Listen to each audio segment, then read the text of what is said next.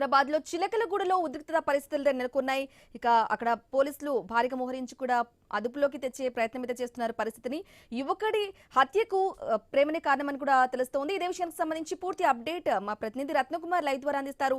రత్నకుమార్, చెప్పండి, యావన్ దారుణ హత్యతో కేసుల కొనసాగుతున్నట్లుగా కూడా తెలుస్తోంది దర్యాప్తు. మరి ఆ దర్యాప్తు విచారణ ఎంతవరకు వచ్చింది, నిందితులు ఎవరు అని గుర్తించారా? అప్డేట్స్ ఏంటి?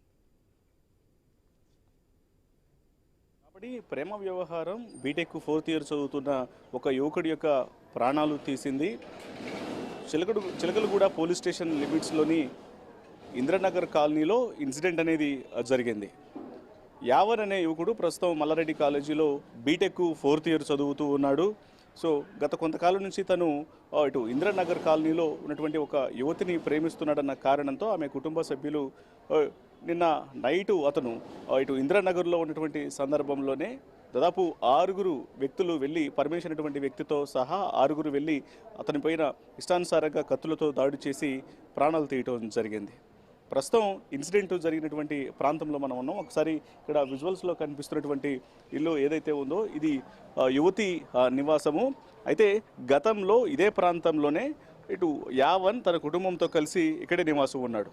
అయితే ఇటీవల కాలంలో వారికి డబుల్ బెడ్రూము ఇళ్ళు అనేవి కేటాయించిన తర్వాత తను యాప్రాలకు షిఫ్ట్ అవ్వడం జరిగింది. యాప్రాలకు షిఫ్ట్ అయిన తర్వాత కూడా ఇక్కడకు వస్తూ ఉంటే ఈ ప్రేమ వ్యవహారం గత 5 సంవత్సరాల నుంచి వీరి మధ్య కొనసాగుతుందనేటువంటి విషయాలు తెలుస్తూ ఉన్నాయి. అయితే తమ కుమార్తెను ఇటు ప్రేమిస్తున్నాడన్న కారణంతోనే యువతి కుటుంబ సభ్యులకు సంబంధించినటువంటి వ్యక్తులు దాదాపు 6 నిన్న రాత్రి క్రికెట్ మ్యాచ్ చూస్తున్నటువంటి యావన్ను స్నేహితుడి ఇంట్లో అక్కడే అతన్ని పట్టుకొని మాట్లాడదామని పిలిపించి ఒక్కసారిగా దాడి చేయడం జరిగింది కత్తులతో. అక్కడ తీవ్ర రక్తస్రావం కావడంతో కత్తిపోట్ల కారణంగా యావన్ ప్రాణాలు కోల్పోయాడు. ఇక యావన్ చనిపోయినటువంటి విషయాన్ని తెలుసుకున్నటువంటి తల్లిదండ్రులు, యావన్ కుటుంబ సభ్యులు ఇంద్రనగర్లో ఉన్నటువంటి యువతి ఇంటి దగ్గరకు వచ్చి ఇక్కడ ధర్నా చేయడం జరిగింది.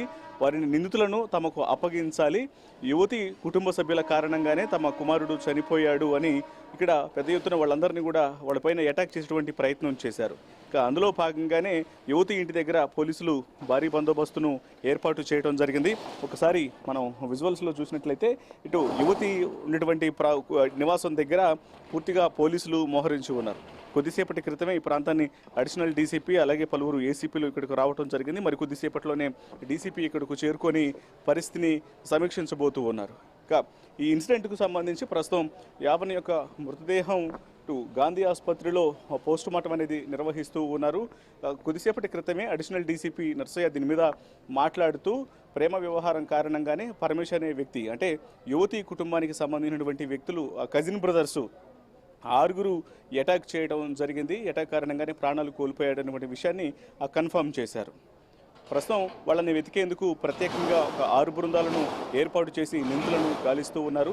మరోవైపు ఇటు యువతి తల్లిదండ్రుల పైన అటాక్ చేసినటువంటి అవకాశాలు ఉండడంతో ఇక్కడ బందోబస్తును ఏర్పాటు చేయడం జరిగింది. అయితే గంజాయి మత్తులోనే అటాక్ చేశారా లేకపోతే మద్యం తాగి అటాక్ చేశారా అనేది నిందితులను పట్టుకున్న తర్వాత ఖచ్చితంగా వాళ్ళని దర్యాప్తులో భాగంగా ఇన్వెస్టిగేషన్ చేస్తామని చెప్పారు. అయితే ఇందులో ఉన్నటువంటి నిందితులకు గతంలో నేర చరిత్ర ఉన్నట్లు ఐడెంటిఫై చేయడం జరిగింది. గతంలో పరమేశ్ అనేటువంటి వ్యక్తి పలు మర్డర్ కేసులలో నిందితుడిగా ఉన్నాడు అనే విషయాన్ని కూడా స్పష్టం చేశారు.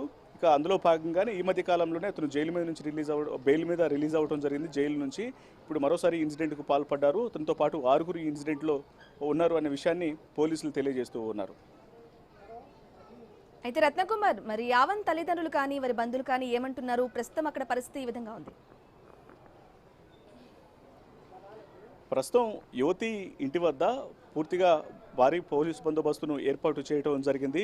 ఒకవైపున యావన్ మృతదేహానికి గాంధీ ఆసుపత్రిలో పోస్టుమార్టం నిర్వహిస్తూ ఉన్నారు. యువతి కుటుంబ సభ్యుల కారణంగానే తమ కుమారుడు చనిపోయాడు అంటూ ఆగ్రహావేశంతో ఉన్నారు యావన్ కుటుంబ సభ్యులు.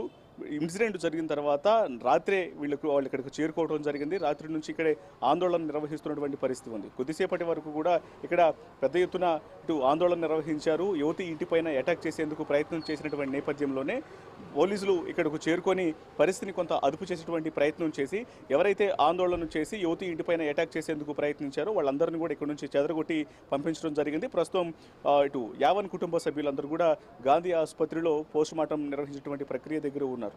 తనకి దీని మీద కొంత ఆగ్రహ ఆవేశ జ్వాలలు కొనసాగుతున్నాయి. రత్నకుమార్, మనం ఆడియో విన్నాం, వాళ్ళిద్దరి ఆడియోలో ఒకటే బయటపడింది. వారి బావగా కూడా నిందితుడు చంపేస్తాడు అని యువకుడు చెప్పడం కూడా విన్నాము. సో ఈ నేపథ్యంలోనే వారి బావనినా లేకుంటే ఇంకా వారితో పాటు యువకుడిని హత్య చేసింది ఇంకా వేరే వాళ్ళు కూడా ఉన్నారంటారు?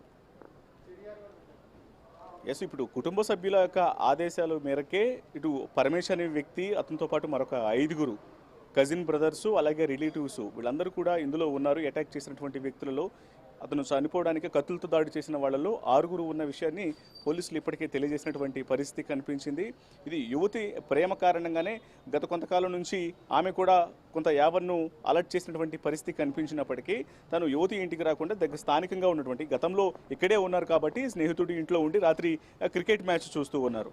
ఆ సందర్భంలోనే మాట్లాడుకుందామని బయటికి పిలిచి ఒక్కసారిగా అతనిపైన అటాక్ చేసి దాదాపు 15 సార్లు కత్తులతో పొడిచి ప్రాణాలు తీసినటువంటి పరిస్థితి కనిపించింది. ప్రస్తుతం నిందితులందరినీ కూడా పట్టుకోవడం కోసం పోలీసులు ఇటు పలు బృందాలను ఏర్పాటు చేయడం జరిగింది. దాదాపు 6 బృందాలు వారి కోసం గాలిస్తూ ఉన్నాయి. త్వరలోనే నిందితులను పట్టుకొని అరెస్ట్ చేసి బాధిత కుటుంబానికి న్యాయం చేస్తామన్నటువంటి విషయాన్ని కూడా పోలీసులు తెలియజేస్తూ ఉన్నారు.